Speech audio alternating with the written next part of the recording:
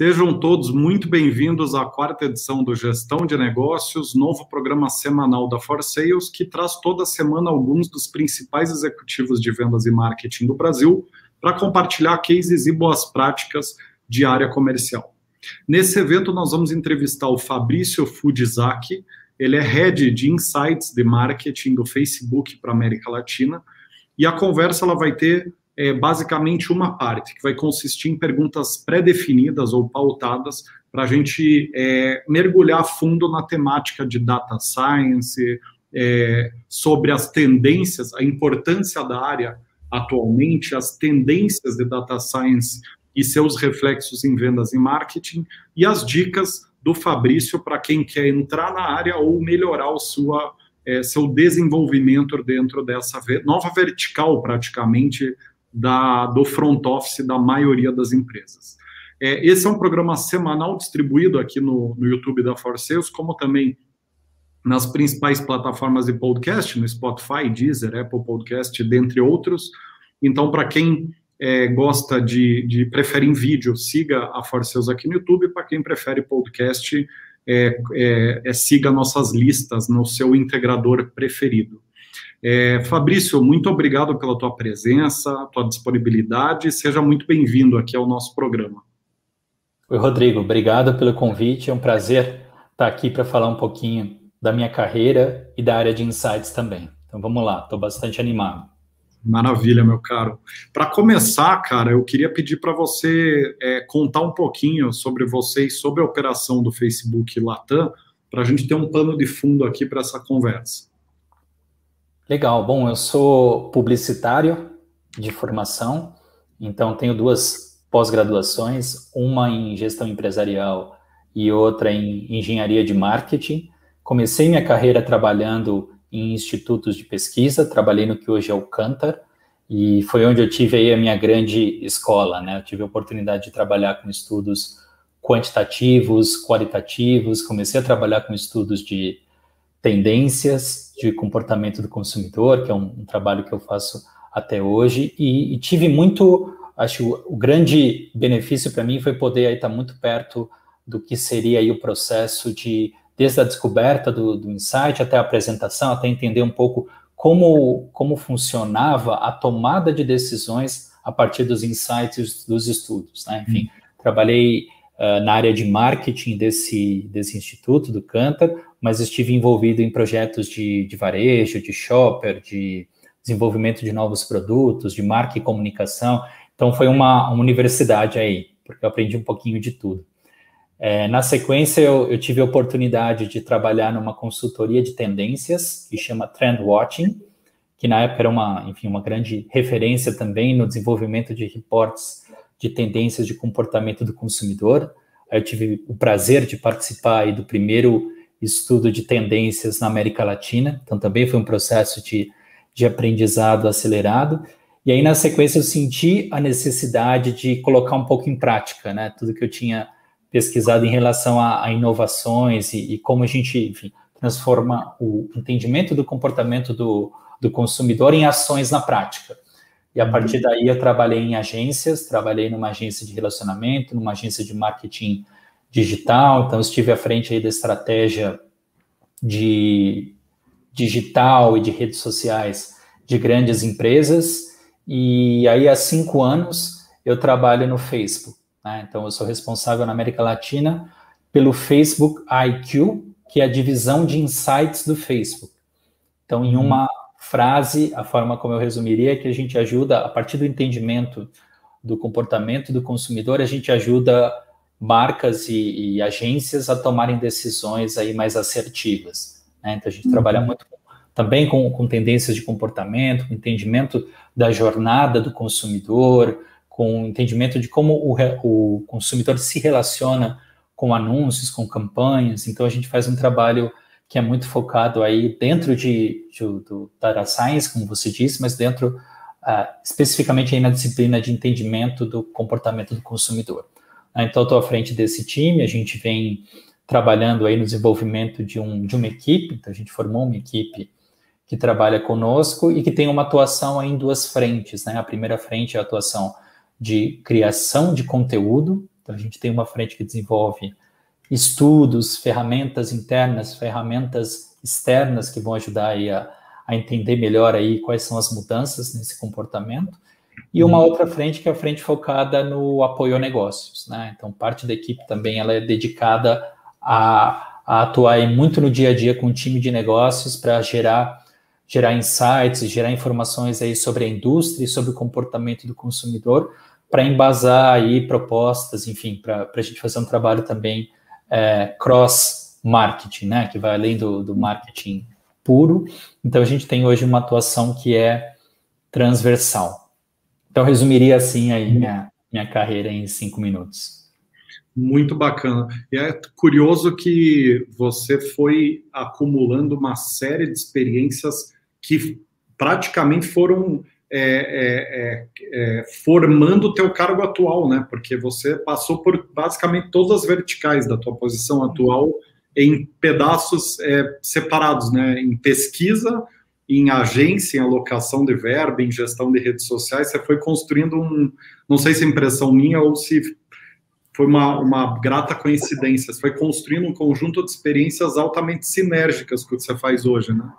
Eu tive a chance e a sorte também na minha carreira de estar em posições diferentes dentro da cadeia do que seria, né? O passo zero, que é o reconhecimento da necessidade de negócios, até a entrega do insight, o acompanhamento, e hoje a gente até, enfim, faz um trabalho de desenvolvimento de projetos junto com clientes específicos, que a gente olha para oportunidades para melhorar a experiência do consumidor, para tendências que vão ser transformadoras em marcas específicas. Então, a gente tem até o trabalho one-on-one, que a gente literalmente aí tem discussões mais estratégicas com clientes sobre como melhorar a operação. Então, eu tive a sorte aí, em grande parte também, sempre essa motivação nas minhas escolhas de carreira, de buscar sempre completar um set ou enfim, um conjunto de habilidades que eu acredito, ou que eu acreditei que poderiam me ajudar no futuro, né? Então, e muito um pouco do que eu imagino também como o processo de formação, né, do profissional de insights, né? Hoje ele não é linear, né? Então, você tem cursos formais que ajudam, né, a formação desse profissional, mas realmente hoje é um trabalho a informação ela está fragmentada, né? Então, acho que ele exige muito do que eu diria de uma característica de protagonismo mesmo do profissional, de entender um pouco como ele se desenvolve e como ele vai montando aí, juntando as peças aí para formar o que seria aí o fundamento aí das habilidades aí de negócios. Eu acho que tem duas questões aí da área de insights, né? A primeira, em linha com o que você falou, ela é totalmente transversal em termos de disciplina, né? Então, ela exige um conjunto de disciplinas que não são lineares normalmente no mercado, porque é uma posição nova. E a segunda é exatamente essa questão da recência do tipo de vertical de carreira de insights. Como é uma carreira relativamente nova, não houve esse conjunto de experiências, ele precisou ser não linear, mas o que chama a atenção na tua carreira é que ele é altamente sinérgico com insights. Parece que você se preparando para ocupar a tua cadeira atual, porque você passou por passou por todas as disciplinas relacionadas a insights em passagens diferentes, né? Foi completando, né? Sim, não, realmente eu tive essa sorte, né? Acho que por um lado sorte também a ideia e a visão do que seria importante. Mas realmente, acho que hoje a gente está caminhando cada vez mais para uma ideia no lugar de você encontrar, isso falando, enfim, da minha área, né?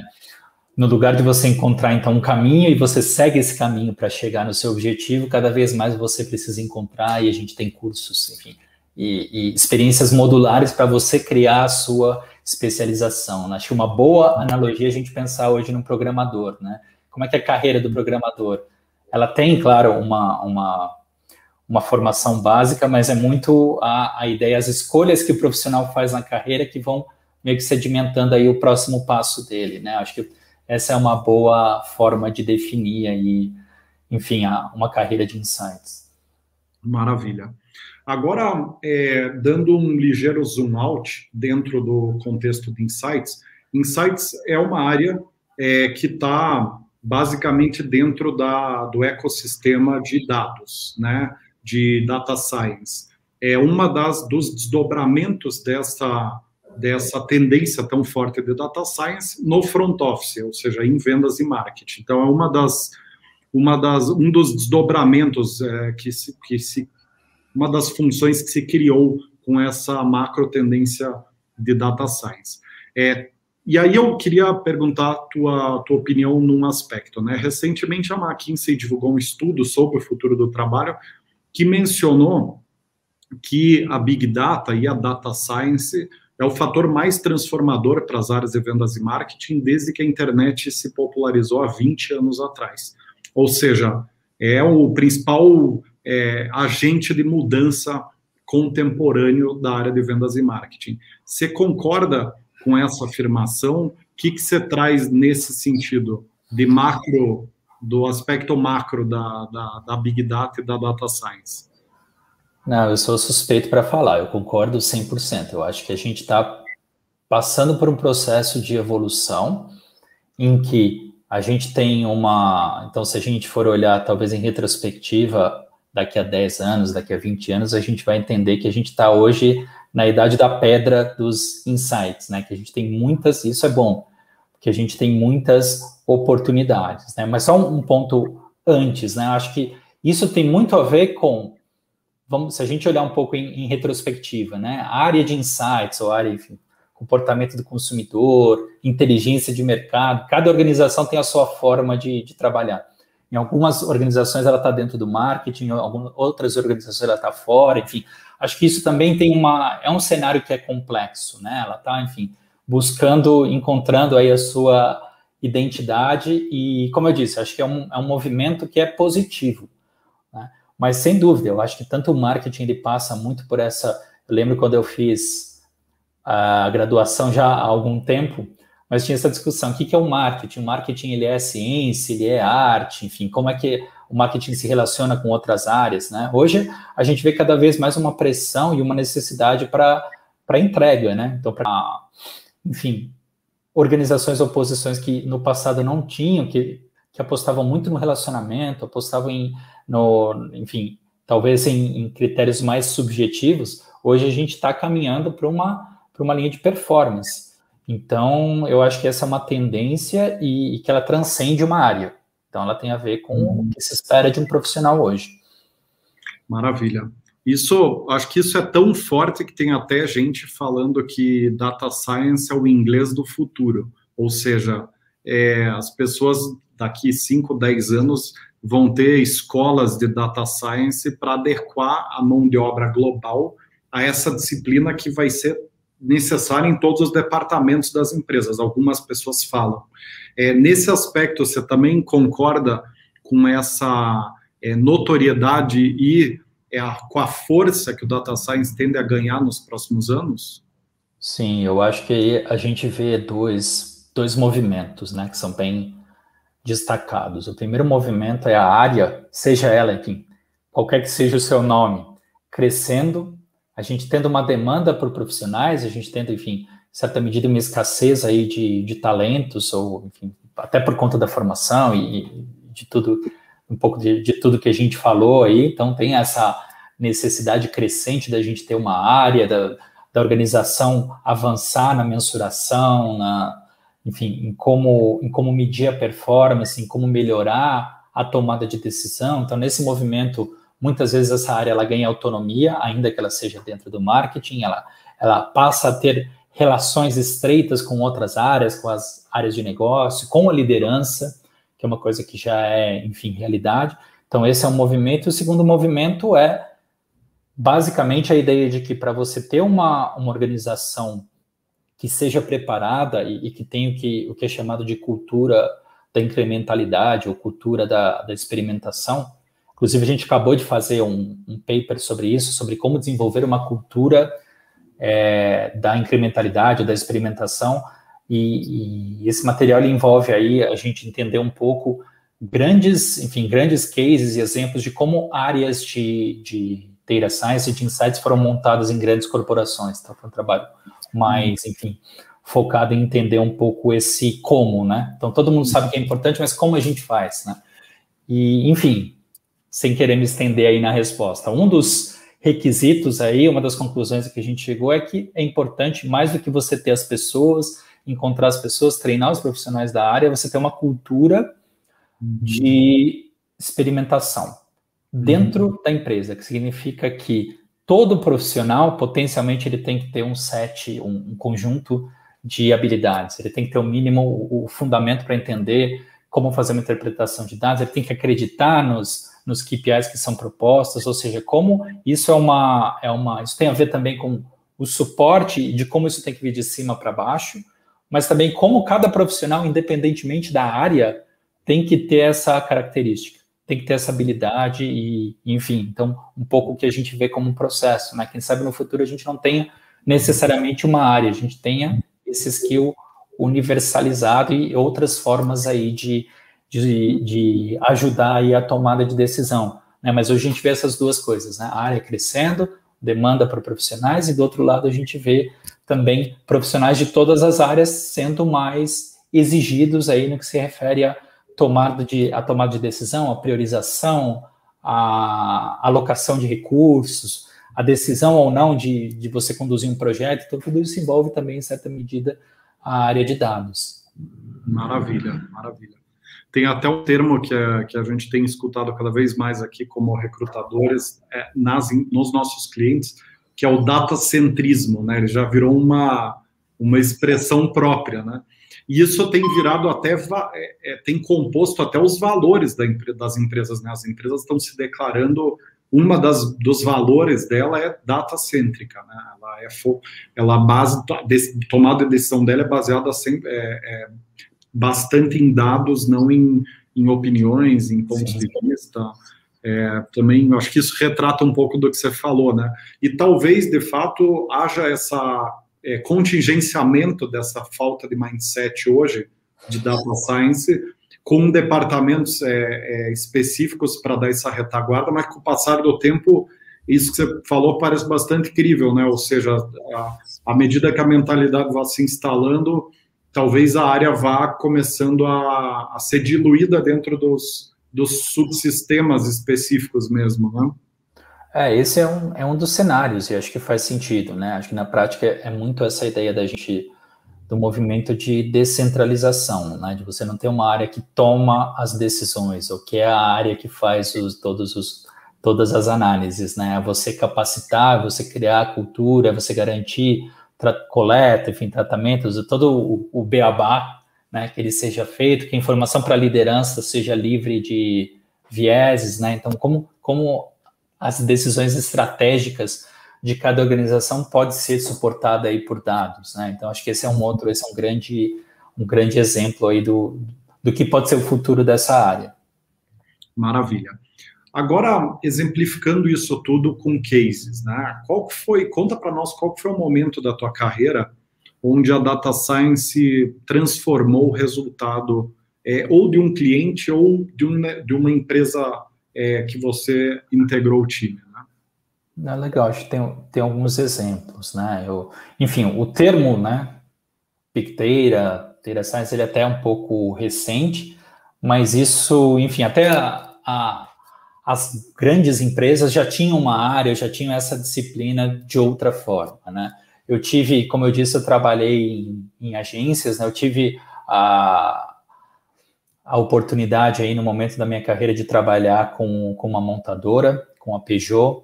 Então, eu desenvolvi um projeto de régua de relacionamento da Peugeot, que depois ele acabou evoluindo aí também para parceria entre a Peugeot e a Múltiplos, né? Então, é você dar, enfim, um sistema de bonificação de pontos, você dá a possibilidade de acúmulo de pontos aí a partir da venda dos veículos, da compra de veículos, né? Você acumular por meio de carros.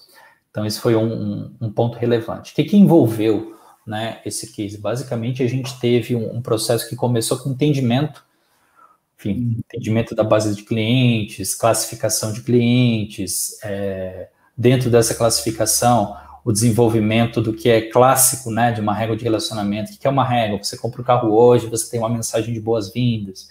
depois de um tempo você tem um lembrete de revisão, você tem, enfim, e a gente desenvolvia aí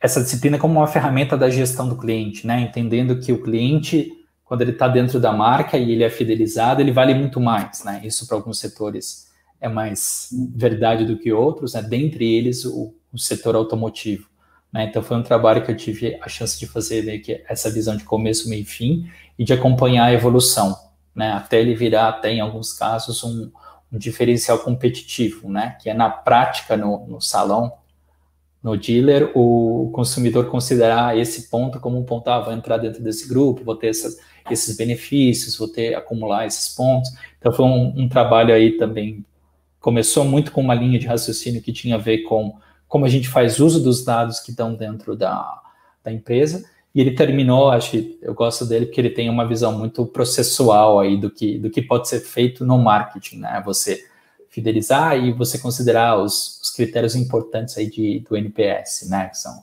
recompra, recomendação e como isso converte em negócios, né? Em retorno para a marca.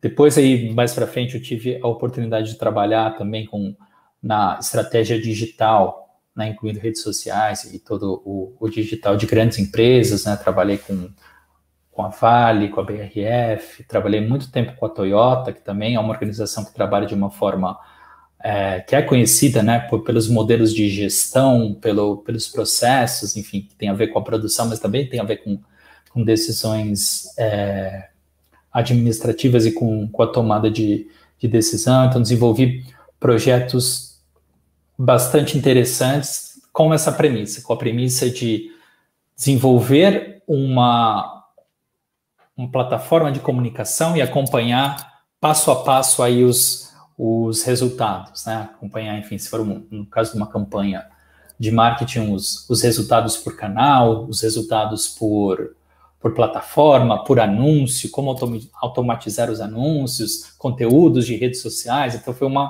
um grande aprendizado aí, quase que 360, sobre como reunir as informações e gerar informações acionáveis aí, gerar insights que na prática aí convertiam em ativações e convertiam em resultados de negócio, né? Recentemente eu tive aí, avançando um pouquinho, para a gente não tomar muito tempo, mas tive a oportunidade também de criar e de formar essa área de insights, do Facebook. Então, isso passou por todo o processo de entender um pouco qual que é a visão de insights que a gente queria trazer para dentro da organização, qual seria a atuação estratégica, pensar num plano de 3 anos, a partir desse plano tentar entender, então, com mais profundidade, qual seria o nosso posicionamento, e aí só daí partir para uma definição de perfil da equipe, de recrutamento, enfim, foi todo um processo também bem complexo de treinamento, né? E hoje a gente tem um time aí operando aí, como eu falei, né? Acho que atuando nessas duas frentes, né? Atuando no marketing, mas também ajudando a organização como um todo, né? A gerar negócios, que acho que é o grande tema hoje, né? Então, acho que tive a sorte de passar por esses processos, né? Por essas experiências em que eu tive uma visão muito de começo, meio e fim, né? De você ter um plano, ter uma visão e construir passo a passo, né? Então, acho que isso é importante também para a gente ter uma visão mais holística aí sobre quais são os pontos críticos nesse processo, né? Então, eu diria que tanto trabalhando em empresas, em agências, agora, enfim, no Facebook tive essa chance de ter projetos bem distintos, né? Bem heterogêneos. Maravilha. E para quem não conhece tanto o potencial que a Data Science tem de entrega de resultados tangíveis, qual destes cases todos, qual houve a maior disrupção em termos de geração de negócio ou de geração de faturamento? Qual foi o mais disruptivo em termos de resultado financeiro? A gente teve, acho que, talvez até porque foram momentos diferentes, talvez para a gente analisar, eu acho que eu resumiria como o maior impacto, né? Então, esse movimento da gente criar uma área de insights dentro da organização, treinar o time, colocar essa área de insights trabalhando junto com o time de negócios, acho que esse é talvez o projeto aí que eu tive de maior impacto, né? Acho que relativizando também valores e momentos diferentes, empresas de áreas diferentes, né? Mas se a gente olhar para o geral, em termos de transformação organizacional, acredito que esse foi o mais relevante. E acho que é difícil também a gente falar em valores até por conta disso, né? Pensando em áreas diferentes, em momentos diferentes, em prazos, né? Em prazos de construção distintos, né? Mas olhando para o vetor que talvez seja mais relevante, que é o impacto na organização, eu diria que esse projeto mais recente. Maravilha. Aí vamos decupar ele um pouco aqui. Eu queria começar, então, 3 perguntas aqui para a gente dar uma detalhada. Começar por entender o desafio principal desse projeto. Qual que foi o X da questão, o grande motivador de terem construído esse departamento e qual que foi, portanto, a tua principal responsabilidade? O que eu gosto de dizer é que, assim, todo grande projeto, necessariamente ele precisa começar com um grande diagnóstico, né? Ou seja, o entendimento apurado aí do problema que você vai resolver com ele. E, na verdade, não era um problema, eu prefiro falar em oportunidade, mas a gente vê aí, não só no marketing, mas a necessidade e o quanto as marcas, né, que são os clientes hoje da minha organização, demandam ou têm a necessidade de ter informação. A informação organizada, o insight que vai ajudar especificamente na decisão de negócios. Então, essa é uma demanda que não é interna, essa é uma demanda do mercado, das marcas e agências, né? O quanto é importante para elas, seja para, no caso de agências, né? A gente dá inputs para melhorar o nível da criatividade, ou o que funciona, o que não funciona. Então, muito através de tentativa e erro, né? Passando para otimização de mídia, como é que a gente ajuda na tomada de decisão de um plano de mídia, o que a gente tem de informação interna que pode ajudar nessas decisões.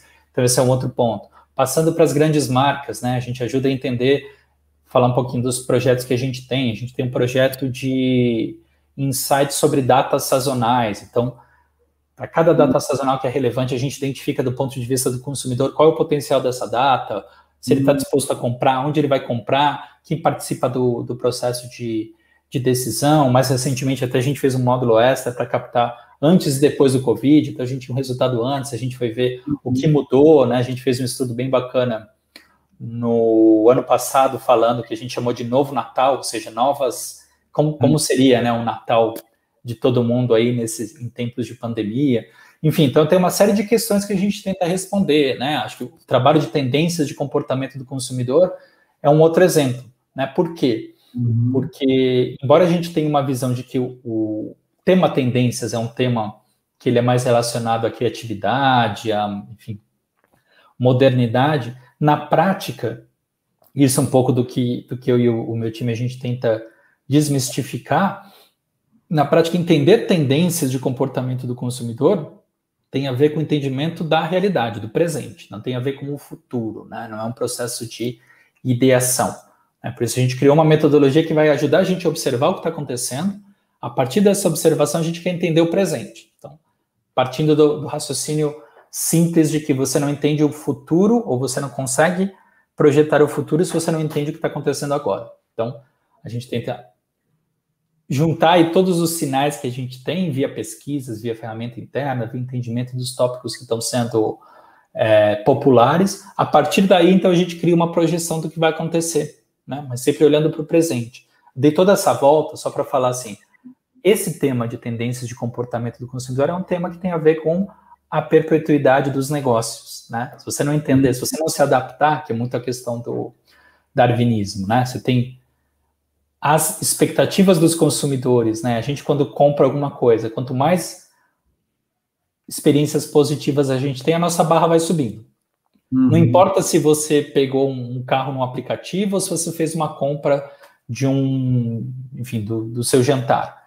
Se é bem atendido, você sobe a barra. Então, a barra não para, né? É natural da gente como ser humano. A nossa barra não para de crescer. Por outro lado, você tem o que a empresa entrega, né? As marcas, elas têm uma capacidade limitada de, claro, desenvolvimento de produtos e de evolução. Então, quando a gente tem o delta entre essas duas coisas, que são expectativa versus entrega, a gente tem essa necessidade de entender o consumidor hoje, e por conta disso, né, por esse déficit, né, o tamanho do gap, às vezes ele é tão grande, que você já vê, muitas vezes o que acontece é um setor canibalizar outro, né, ou seja, para sair um pouco do Brasil, né, você vê, então, no México, a gente tem um outro, talvez todo o sistema bancário em outro nível, né, então você vê grandes varejistas que muitas vezes ocupam o que seria essa caixa de serviços financeiros, né, um pouco do que aconteceu no Brasil no passado, operadoras de telefone também entrando em algumas coisas que seriam tradicionalmente. Então, a gente tem uma dinâmica que é cada vez mais, enfim, cada vez mais desafiadora aí para as marcas, né? Por isso que é tão importante ter o termômetro e entender um pouco desse dia a dia. Então, a gente trabalha assim, enfim, não me alongando muito nesse sentido, de entender quais são as principais demandas dos nossos clientes, dos nossos parceiros estratégicos e gerar conhecimento, né? Isso é cada vez num ritmo mais rápido, né? A gente entende essa necessidade que a gente tem de ter informação no pulso, né? Então, as nossas ferramentas, elas são ligadas, elas não saem da tomada. Então, claro, elas ficam 24 horas aí tentando entender quais são os temas em crescimento, quais são os conteúdos que estão sendo consumidos. E do lado aí, fechando a ponta de ouvir o consumidor, a gente tem em uma das linhas, um dos projetos que a gente tem é um estudo a cada 15 dias, né? Então, um estudo recorrente que a gente faz um track, né? Tudo isso para a gente ter no pulso aí essas oportunidades, né? Então, a gente tem um trabalho muito grande de descobrir mudanças de comportamento do consumidor, e a gente tem a sorte também de ter os recursos, né? De desenvolver ferramentas que nos ajudam a captar esses sinais. E a partir daí também eu diria que a gente consegue traduzir isso em oportunidades de negócio, que aí fechando um pouco o raciocínio, acho que é a essência aí de toda a área de insights, né? Como a gente consegue sempre fazer essa ponte, né? Transformar uma questão, transformar uma oportunidade em um projeto, enfim, uma oportunidade de desenvolver aí os negócios, desenvolver novas frentes de trabalho. Maravilha. Você sabe que, confirmando esse teu ponto, a gente lançou recentemente um estudo sobre o futuro da área comercial, um estudo próprio da própria For Sales, e lá a gente elencou os 13 principais vetores que vão afetar e vão transformar a área comercial nos próximos anos e décadas, né? E um desses vetores conversa bastante com o que você falou, que é a tendência do consumidor, B2C, B2B, enfim, de qualquer natureza, interagir cada vez mais, ter a maior parte do funil de venda cada vez mais ligado a marketing e não à venda. Antigamente, o funil de venda, a área de vendas pegava o cliente mais na fase de qualificação, de compreensão de produto, de convencimento. Então, a área de vendas pegava o cliente mais do meio do funil para baixo. E um dos principais vetores que a gente identificou conversa com isso que você está falando, que a área de marketing começar a pegar o cliente, cada vez mais, a maior parte do funil de venda ficar com marketing, e a área de vendas trabalhar só a ponta do funil, realmente, que é o chute a gol, né? Vamos pensar que hoje a área de vendas ainda carrega a bola do meio campo até o gol, né? A gente calcula que o marketing tende a cada vez mais avançar com essa bola até a pequena área, e vendas vai fazer só o passe final para o gol, e o que transforma a gestão de dados num dos elementos mais estratégicos de uma área comercial do futuro, porque para você conseguir fazer essa evolução da bola do meio campo para o gol, vai ser basicamente cruzamento de dados, processamento de dados, automações, sistematização de jornada. Então, isso que você falou faz todo sentido, né? Você tem um aumento da importância desse elemento de análise de tendências, né? Sobre esse ponto que você colocou, só para, enfim, encerrar e finalizar, a gente tem um programa que chama Zero Friction Future, né? Enfim, o nome é complicado, mas basicamente ele significa aí o que seria, né, uma compra sem fricção. Né? Fricção é o nome que a gente dá para problema. Então, o que a gente fez mais de 40 estudos na América Latina, que tem o objetivo de entender uma jornada de uma categoria, então, seja ela automóveis, viagens, alimentos e bebidas, enfim, a gente fez para 18 categorias, mas entender toda a jornada. Então, é interessante porque a gente olha desde o momento da descoberta, que é o reconhecimento da necessidade, até o pós-compra, que é a primeira relação que eu tenho, enfim, eventuais problemas que eu vou ter para tentar devolver ou pedir o reembolso. Então, é meio que um raio-x da experiência. Então, a metodologia ela tem a ver com a gente mapear todos os problemas que os consumidores podem ter, hipoteticamente, ao longo da jornada. Então, a gente cria isso que a gente chama de pontos de fricção, e a gente, a partir daí, faz uma análise que ajuda a identificar quais são os pontos que geram o abandono, ou seja, a desistência da compra, e quais são os pontos que geram insatisfação, né? Ou seja, que penalizam a marca aí na recompra, na recomendação e na imagem da marca. E é interessante que cada vez mais a gente vê, e a gente até, enfim, cria índices para avaliar a qualidade dessa jornada, mas a gente vê cada vez mais as fricções dentro desse primeiro momento, que é o momento da descoberta. Então, alguns exemplos, né? A gente mede tanto a jornada online como offline. O que pode ser um problema para a jornada de compra? A loja não ter o estacionamento. A loja estar lotada. Falando do online, o anúncio não levar para a página errada. A foto do produto dentro do e-commerce não está fácil ou está ruim, a visualização. Então, a gente vê cada vez mais um funil maior, com uma boca maior, mas enfim, maior, e uma série de pontos que são pontos críticos aí para a conclusão da compra, né? E quando a gente faz a discussão sobre como a gente reverte, né, um plano de ação, a gente envolve um time que é um time multidisciplinar aí dentro de cada cliente. Então, a gente chama, não é só vendas, né? Não é só área de negócios e otimização e área, enfim, de UX. A gente tem marketing, mídia, logística, client service. Então, enfim, a gente tem um time que é multidisciplinar para justamente conseguir discutir e pensar no processo, na jornada da experiência desde o início, né? No momento em que você é impactado a primeira vez por um anúncio, e como que é todo o seu ponto. A gente consegue meio que juntar e ver como as coisas fazem sentido, né? Jornada a jornada, a gente entender aonde está o grande gargalo, né? Onde os consumidores estão parando ou estão tendo uma experiência que não é boa. Ele pode ir até o final, pode comprar, mas ele pode não recomendar, ele pode ficar frustrado com a marca. Mas, enfim, nesse processo, só fechando o raciocínio, a gente viu que cada vez mais a gente tem o peso do momento inicial da descoberta. Porque você tendo um problema na descoberta, no momento inicial, você não consegue recuperar o cliente. Então, muitas vezes ele vira anônimo, né? No pós-compra, claro, você tem informação.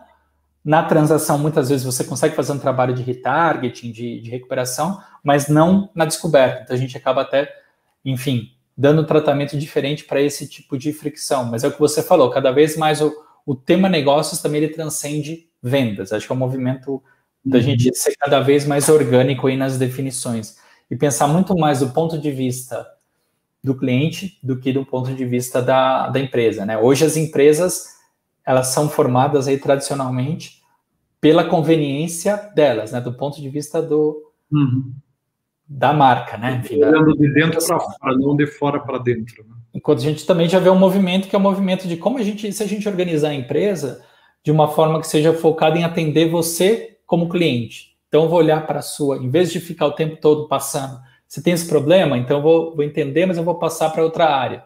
Ah, não, mas na verdade, quem é responsável não é a minha área, é outra, e você meio que passa naquele jogo de pinball, é você entender, esse é o Rodrigo, eu vou resolver o problema dele. O que eu preciso para resolver? Talvez eu precise de uma equipe com múltiplas habilidades, né? Então, eu preciso ter uma célula que atenda o caso do Rodrigo numa interação só. Enfim, então, acho que é muito essa linha da gente pensar cada vez mais, olhar não só para os processos, né? Mas olhar também para a estrutura do ponto de vista do cliente, né? Isso é um dos aprendizados que a gente vem tendo com esse estudo, né? Que fazem bastante sentido também.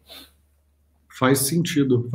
Quer dizer, não é somente o marketing nessa gestão de funil, da maior parte do funil, é marketing, é UX, é TI, é logística, é programação, é tudo junto, porque no final do dia, sobretudo na interface online, é uma construção que ela não é só data science ou só marketing, ela é vários desdobramentos, né, para entregar o valor, né, de fato. Porque você, como consumidor, você não enxerga a área, você enxerga a organização. Então, você vai ficar frustrado com a marca X. Você não vai necessariamente entender, não, a culpa é da logística que não mandou o produto para o canal. Na verdade, você não quer saber, você quer ter o seu problema resolvido, né? Acho que é muito esse o vetor que a gente tem quando a gente tem as interações. Então, pensar na organização como um todo e quais são os pontos de contato que esse consumidor ele tem com a marca. Isso vale, enfim, esse raciocínio ele vale muito para B2B também, né? Enfim, acho que é só a gente pensar nas interações que a gente tem no dia a dia, né? Nas fricções também, né? Sobre como essa jornada, ou esse processo, ele pode ser facilitado. Legal. Agora, Fabrício, indo para o último bloco de pergunta, que são as dicas práticas. Eu queria começar te perguntando aqui, qual que é, na tua visão, a principal oportunidade que as áreas de vendas e marketing têm com a data science? Tá, eu acho assim, só fazendo um disclaimer, né? Acho que eu sou muito... Toda a minha carreira eu orientei para o entendimento do consumidor, né? Então, dentro da área mais falando de uma forma mais genérica, né? Dentro da área de data science, você tem outras frentes, mas da minha experiência, e aí acho que interpretando a pergunta como a gente consegue, né, usar a informação do consumidor em benefício dos clientes, eu acho, e de novo, né, só repetir um termo que é um pouco mais forte, mas eu acho sim que a gente está na idade da pedra. Então, eu vou dizer por quê. Porque a gente tem consumidores dando sinais muito claros do que eles querem, né? Então, o que precisa melhorar, de como e de quando. Né? E eu acho que tem um problema que é um problema operacional. Mas aonde está o ponto? Onde está o gargalo? Eu acho que é muito tentar entender um pouco qual que é o nível de criticidade de cada mudança dentro dos processos de vendas e de marketing. Né? Então, falando de uma outra forma, né? Então vamos pegar um exemplo prático. Se você tem um problema como consumidor e você, um pouco do que a gente falou, né? E você não consegue resolver esse problema, você vai penalizar a marca no longo prazo. Por isso que a gente olha, eu trabalho muito com a ideia de drivers de insatisfação que tem um impacto no longo prazo. Acho que a questão é como que a marca, de uma forma, e aí, enfim, falando muito mais especificamente de marketing e de negócios, né? Como ela consegue ter a clareza de quais são esses gaps, de quais são esses pontos críticos e como ela converte em oportunidades, que na prática é assim, é olhar para o que, olhando aí basicamente para aquela matriz clássica de impacto versus performance, né? Como que ela prioriza? Será que os esforços, a energia do time, o tempo do time, os recursos do time estão sendo focados nos problemas de maior impacto e de menor performance? Ou eles estão hoje diluídos, ou a gente tem uma distração na... Eu acho que, então, tem muito a ver com o entendimento básico de clareza sobre os desafios, quais são os pontos que são, enfim, mais urgentes e alocação de recursos. Acho que esse é uma parte da resposta. Mas eu olharia com viés otimista, o viés do que pode ser, do que, além da decisão estratégica, do que pode ser alterado. E aí a gente tem várias coisas. Nunca foi tão fácil, vou reformular, né? Não é que é fácil, mas a informação está disponível. Existe uma dificuldade em selecionar a informação, em tirar o ruído, em ter os insights, mas a matéria-prima a gente tem. Acho que o caminho entre o dado puro e o insight, acho que aí é que está o desafio. Né? Mas acho que o primeiro ponto, acho que isso já começou, a consciência das organizações do quanto isso é importante.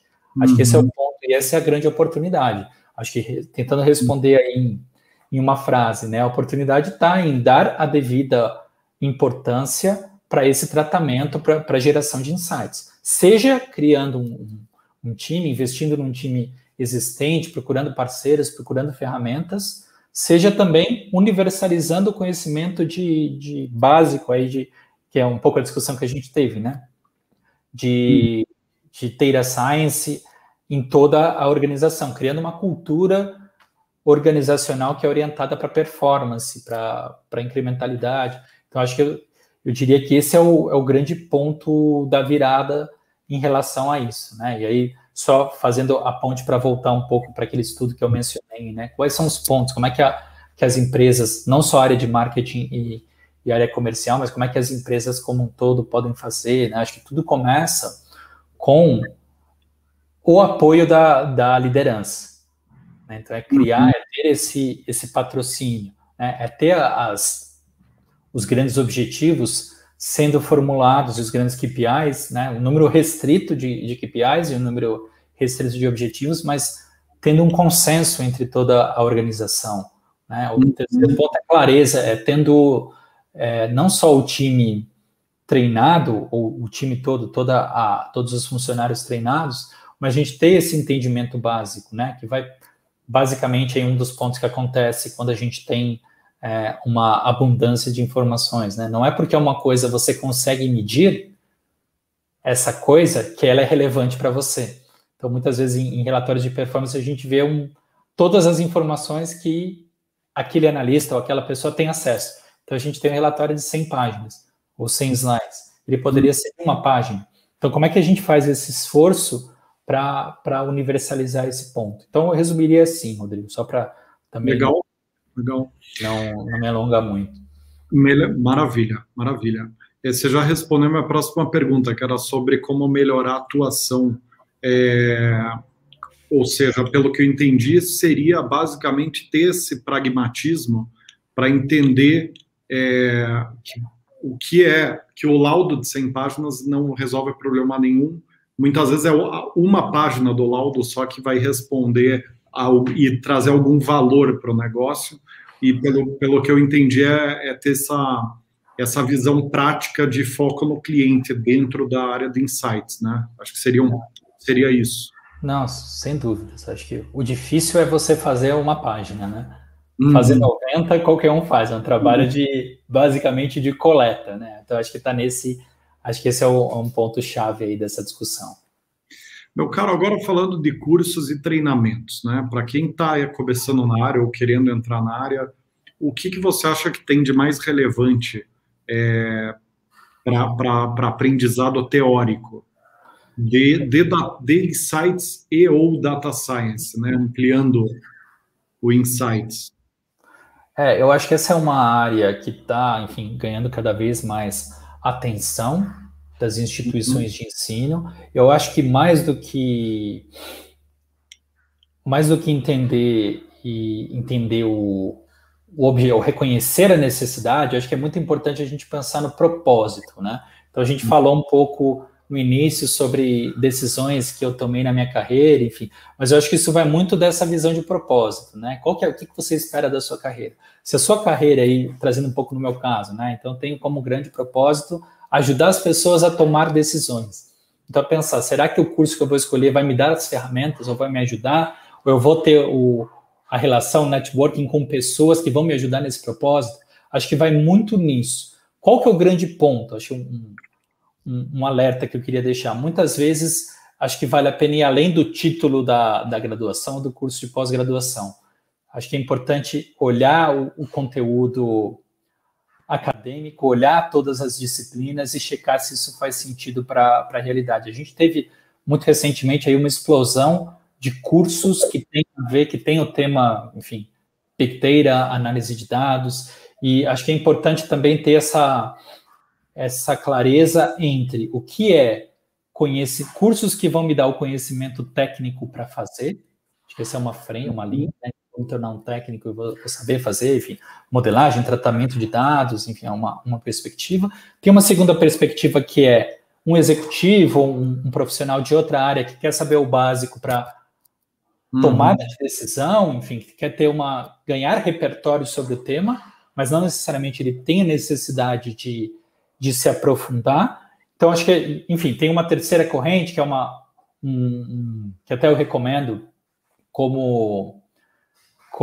ponto de partida, que é você entender muito, olhar para o negócio. Então, vamos olhar para as implicações de negócio, cases de negócio, e entender aonde o tratamento, o uso de dados ajudou em temas práticos. Então, aí é mais fácil, porque você não tem necessariamente o viés de entrar por um novo tema. Não, eu vou entender um problema de targeting, de definição de audiência. Então, eu vou entender dentro desse problema como eles fizeram para resolver esse desafio. E aí, enfim, acho que essa talvez seja uma forma mais fácil, mas eu diria que é ter o discernimento de entender dentro de tudo, e foi a gente tem hoje uma explosão aí de cursos sobre o tema, mas tentar entender, olha, será que eu quero me formar tecnicamente? Eu quero usar um software, eu preciso disso? Ou eu preciso entender o básico para ajudar, enfim, ajudar também a área e a minha própria área, ainda que eu não seja do setor, a me comunicar ou a definir prioridades, a ser mais assertiva.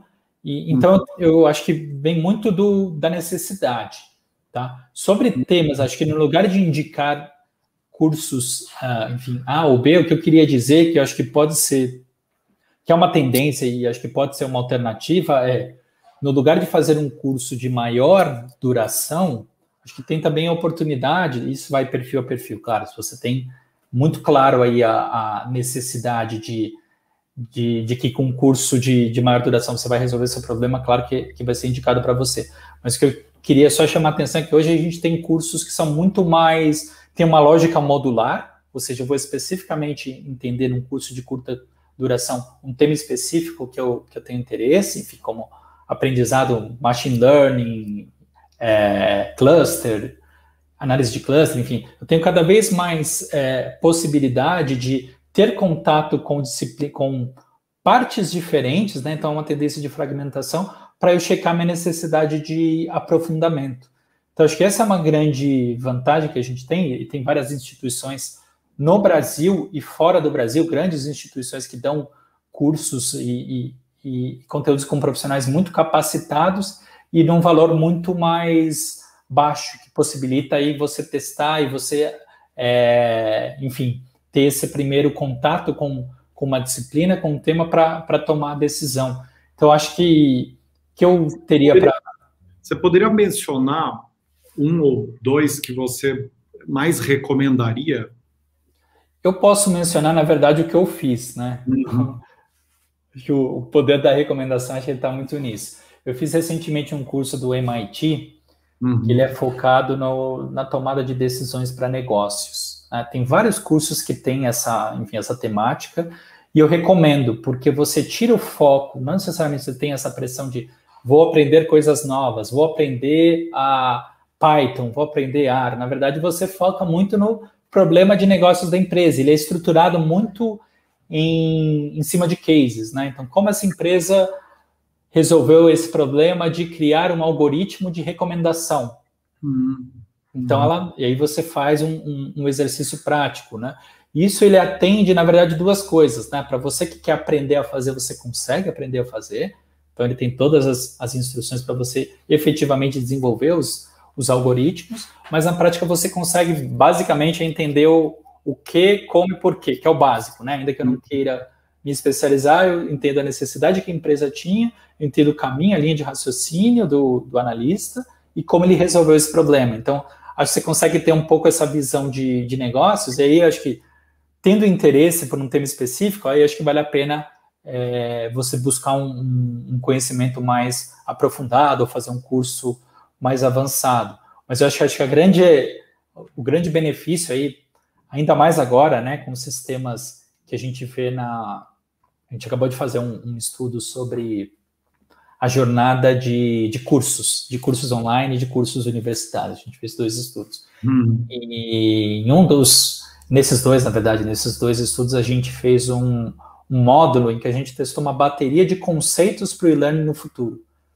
Ou seja, o que as pessoas querem, né? Como elas querem um modelo híbrido, elas querem... Então, a gente viu muito pronunciado essa necessidade de ter a informação, ter o estudo mais flexível em relação a tempo, em relação à disponibilidade dos professores. Então, o modelo que a gente viu, por exemplo, foi um modelo em que os professores estão disponíveis e você tira as dúvidas por meio de, enfim, aplicativos de mensagem instantânea, mas estou dando essa volta só para deixar claro esse ponto, né? Como a gente está no momento em que a gente consegue fazer uma experimentação, uma degustação e depois tomar a decisão baseada na sua necessidade, né? Você não precisa necessariamente fazer ou seja, dispensar tanto tempo, tanto recurso em um curso que talvez você não tenha tanta certeza, né? Acho que esse é o grande ponto, né? Acho que mais do que citar instituições de ensino, acho que o que é importante é a gente ter muito essa clareza do que a gente quer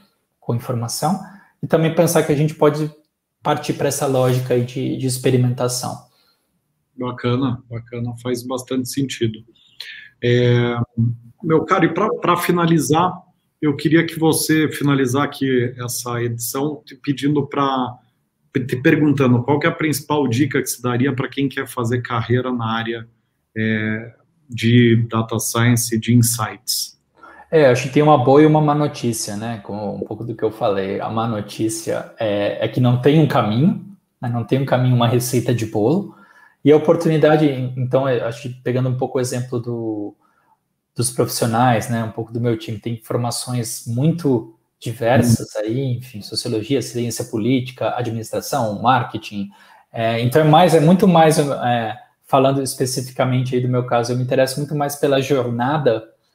A gente falou bastante de jornada, né? Mas, enfim, pela jornada do profissional do que efetivamente pela formação, né? Então, a gente tem, acho que o conselho que eu daria, a boa notícia, é que hoje a gente consegue cada vez mais pensar numa lógica de aprendizado que é modular, que é ainda que o candidato, enfim, o profissional tem uma formação em outra área, ele tem a possibilidade de ir encontrando e tomando decisões de carreira talvez vão ajudar ele a ter um repertório maior, né? Então, acho que, sendo menos genérico, né? Acho que tem algumas habilidades que são essenciais, que são interpretação de dados, análise de dados, no caso de insights, enfim, conhecimento do consumidor, do comportamento do consumidor, é interessante ter uma vivência em análise de estudos quantitativos, de preferência qualitativos também, familiaridade com algumas, enfim, ferramentas de estatísticas, mas acho que são muitas coisas que você aprende. Acho que o core é mais entender um pouco, ter uma visão e ter esse objetivo, esse propósito, e qual que é o caminho, né? Como é que você, pelas escolhas de cursos, pelas escolhas da sua carreira, de empresas, de experiências, enfim, como é que você direciona a sua carreira para o seu objetivo final. Não sei se era isso, se foi muito, muito prático, mas eu acho que é uma resposta aberta, porque ela espelha muito o momento aí, enfim, a área de insights aí no Brasil e na América Latina também, né? Você não tem um caminho de começo, meio e fim, ao contrário de outras carreiras que já estão consolidadas. Não, faz todo sentido, né? Uma área que está sendo construída ainda, logo tem várias formas de chegar no mesmo lugar, não tem uma trilha só, né? Então fez bastante sentido.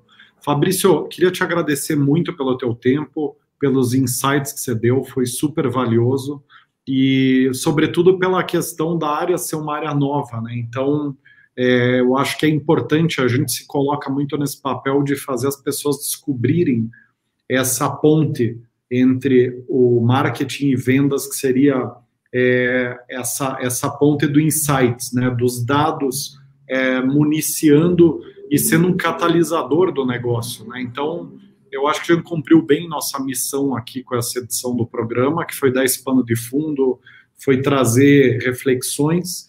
Então, eu queria te agradecer muito e, antes de encerrar, te passar a palavra para você fazer suas considerações finais aqui, se você esqueceu de falar alguma coisa ou fazer o teu fechamento aqui da tua participação conosco. Legal, Rodrigo. Bom, agradeço aí novamente o convite, foi um prazer e eu acho que iniciativas como essa aí ajudam também essa área que está em crescimento, a gente, enfim, ter a oportunidade de bater esse papo, de desmistificar algumas coisas, enfim, de trocar experiências, acho que isso é muito benéfico aí para a área, enfim, para a maturação da área também. Então, eu queria dizer algumas coisas, né? A primeira, falei um pouco de alguns estudos, de alguns projetos que a gente tem. A gente tem o nosso site, que é o facebook.com/IQ, que é IQ. Tudo que está nesse site ele é completamente gratuito, então todo mundo tem acesso, é onde a gente divulga os nossos artigos, as nossas ferramentas, os nossos estudos, né? Então, basicamente, a gente trabalha com o comportamento do consumidor. Então, a gente centraliza nesse nosso site aí, dentro do site Acho que todo mundo vai poder também fazer a inscrição para a nossa newsletter enfim, a gente tem uma série de webinars em que a gente divulga o nosso trabalho, então convido aí você e todo mundo que está vendo a gente a participar também. Segundo ponto, acho que eu queria só terminar com uma visão mais positiva, né? Então, se você aí está pensando em, enfim, começar a carreira e trabalhar com insights, ou se você trabalha com marketing, trabalha com outra área e quer eventualmente aí migrar para essa área, eu queria dizer que é uma boa notícia a gente estar em crescimento e a gente não ter ainda, enfim, uma formação, né? Acho que tudo tem um lado positivo e negativo. Acho que o lado positivo é que existem muitas oportunidades, né? A gente tem uma carência, um pouco do que a gente falou, de profissionais no setor, o que torna também o processo mais flexível, né? Mais, enfim,